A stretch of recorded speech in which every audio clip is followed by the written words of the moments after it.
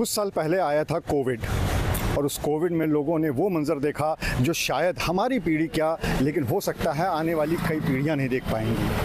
हमने देखा कि किस तरह से पूरा देश बंद हो गया, सब कुछ हो गया, और यहाँ तक कि हज़ारों जानें भी चली गईं। लेकिन जो सबसे बड़ी बात थी वो ये कि इतना सब होने के बावजूद हमारे देश में बहुत सारे प्रिकॉशन लिए गए, बहुत सारी वैक्सीन्स आई, और इसकी वजह से जो इतनी बड़ी पॉपुलेशन वाला देश है वहाँ पर बहुत ज़्यादा जानें नहीं गई, यानी कि जो लाखों की संख्या में जानें चली गई दूसरे देशों में, वो हमारे देश में देखने को नहीं मिला। दादी के हाथों का जादू और खुशबू से महकता घर, माँ की मुस्कुराहट और खाने की सुगंध। MDH गरम मसाला, क्योंकि हर रिश्ता है स्वाद से जुड़ा। लेकिन होता क्या है कि उसके बाद धीरे धीरे कोविड ख़त्म हो गया, लेकिन बीच बीच में ऐसे सुनने को मिलते रहते हैं कि उसके कुछ वर्जन वो आते रहते हैं, और ऐसा ही एक वर्जन आया हुआ है इस समय। इस वर्जन को लेकर काफ़ी चिंता है लोगों में, और सबसे बड़ी बात यह है कि इस वर्जन से अफेक्टेड तकरीबन 1000 के आसपास के केस हमारे देश में आ चुके हैं।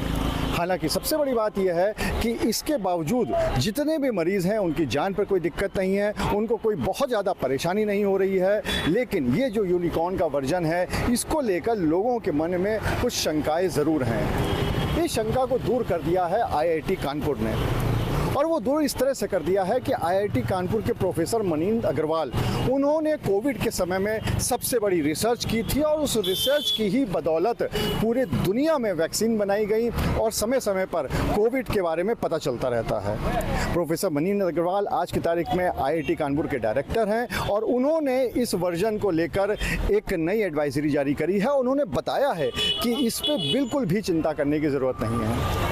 तो सबसे पहले आपको वो सुनाते हैं कि आखिर प्रोफेसर मनींद्र अग्रवाल ने क्या कहा है।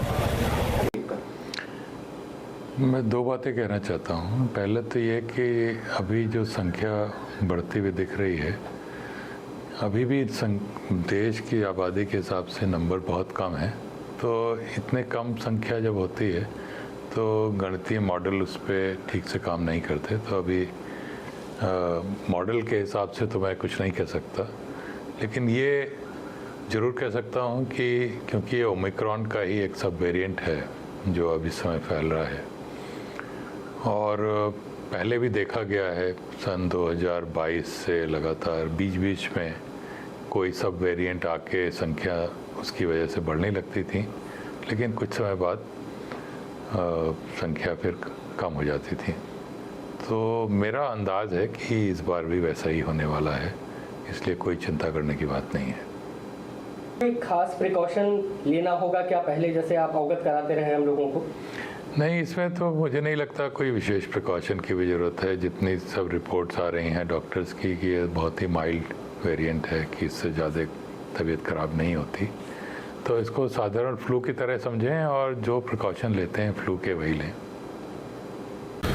तो फिर आपने सुन लिया कि आपको इस पर बिल्कुल भी घबराने की ज़रूरत नहीं है। जो भी वर्जन आते रहते हैं वो बीच बीच में आते हैं, लेकिन वो इतने ज़्यादा नुकसानदायक नहीं होते हैं, इतने जानलेवा नहीं होते हैं कि आपकी जान पर बनाए। लेकिन हाँ, इतना ज़रूर है, जो छोटे मोटे प्रिकॉशन है, जैसे आपको सर्दी ज़ुकाम हो जाता है तो आप अपने आस पड़ोस के लोगों को या अपने परिवार वालों को थोड़ा सा उससे दूर रखते हैं, कहते हैं कि मेरे करीब मत आओ वरना तुम्हें भी ज़ुकाम हो जाएगा। बस उतना ही इसमें भी रखना है। घबराने की बिल्कुल ज़रूरत नहीं है, कोई जान का नुकसान नहीं है, और ना ही पैनिक करने की ज़रूरत है। दूसरों को भी ये समझाइए कि ये जो वर्जन है या आने वाले जो भी वर्जन हैं उनसे कोई भी दिक्कत नहीं है। आप आराम से रहिए, और बस जो छोटे मोटे प्रिकॉशन हैं वो लेते रहिए, सेहतमंद रहिए।